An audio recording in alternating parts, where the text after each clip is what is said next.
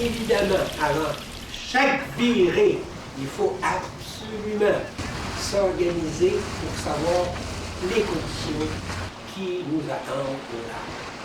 S'il vente fort, hein, on a regardé au large, pour le fait qu'il y avait des moutons. Oups, là, s'il y a des moutons, hein, la crête blanche sur les vagues, là, on se dit, ah, il y a des gros temps. Donc, on met 1 ou 2 riz selon notre bateau.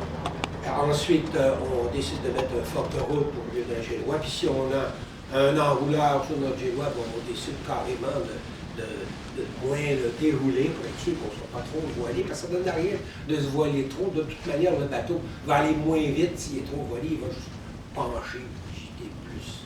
Alors, le bateau bien voilé, en fonction des conséquences, et l'équipage bien habillé. C'est-à-dire des bonnes chaussures importantes, parce qu'il y a des accroche-pieds partout pour ne pas se blesser.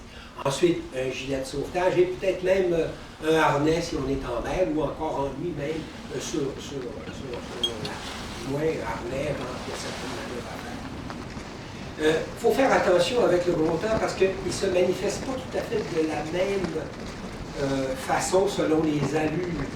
Si on est au près, l'équipage est très conscient que le vent est fort.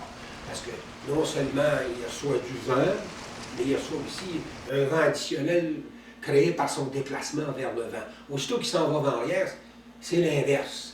On a l'impression qu'il ne vente plus. Mais par contre, attention, quand on passe du vent arrière au vent de travers, on peut avoir de vilaines surprises.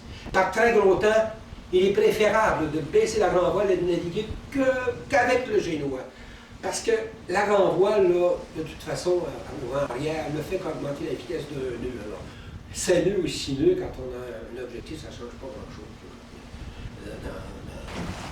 Tandis qu'un empannage accidentel par gros temps, ça peut être très compliqué. Parce que ça peut créer des problèmes assez graves. Hein? Un vent ou quelque chose, des brisures, des déchirures, et même dans certains cas, ça peut être des ravages. Alors donc, se méfier des différentes allures. Être sûr qu'un voilier ne soit pas survoilé. Et se souvenir qu'il est beaucoup plus facile d'augmenter la voilure que de la réduire. Alors, au revoir.